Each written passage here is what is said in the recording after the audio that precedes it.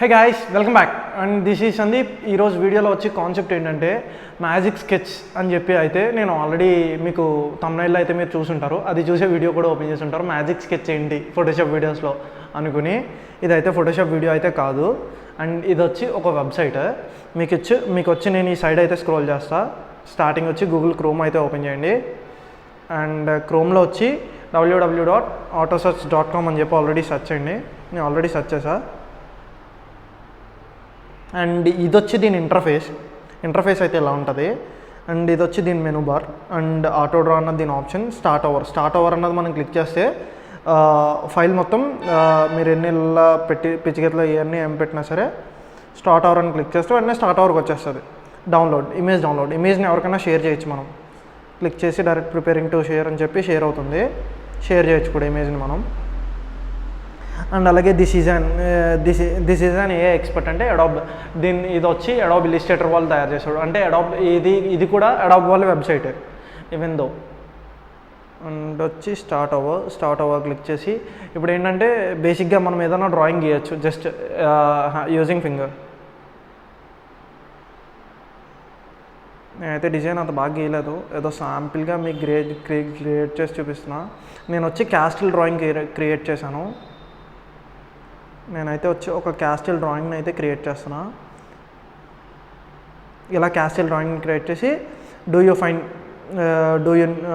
You mean అని చెప్పి ఉంది కదా. జస్ట్ మనం గూగుల్లో ఏదన్నా సెర్చ్ చేస్తే దానికి ఒక ప్రోడక్ట్కి సిమిలర్ ప్రోడక్ట్ ఎలా వస్తుందో సేమ్ అలాగే సిమిలర్గా వస్తాయి అన్నమాట ఈ ఆప్షన్స్ అన్నీ ఇవేలో. దీనికి కావాలంటే మనం ఇలా రొటేట్ చేసుకోవచ్చు కూడా. అండ్ దీనికి జాయింట్లో ఇంకో డ్రాయింగ్ డ్రా చేద్దాం. డ్రాయింగ్ క్లిక్ చేసి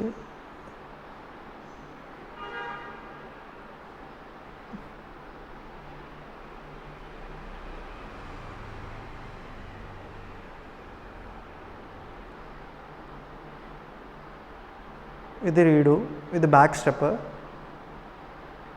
ఆటో డ్రా అన్నది ఇలా క్లిక్ చేసి జస్ట్ ఇలా క్లిక్ చేస్తే నాకు మౌంటైన్స్ కావాలి అని చెప్పి గీసాను నేను.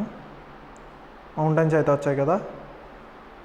ఇప్పుడు మనం ఏదైనా ఇమేజ్ని సెలెక్ట్ చేసుకోవాలి అంటే కనుక, ఇప్పుడు దీన్ని మూవ్ చేయాలంటే కనుక ఈ వేలో దీన్ని అయితే మనం మూవ్ చేసుకోవచ్చు. అండ్ దీన్ని కూడా జస్ట్ దాని మీద ట్యాప్ చేసి మూవ్ చేసుకుంటామే జస్ట్. అండ్ వచ్చి దీని బ్యాక్గ్రౌండ్ కలర్, ఇది వచ్చి కలర్స్ అనమాట.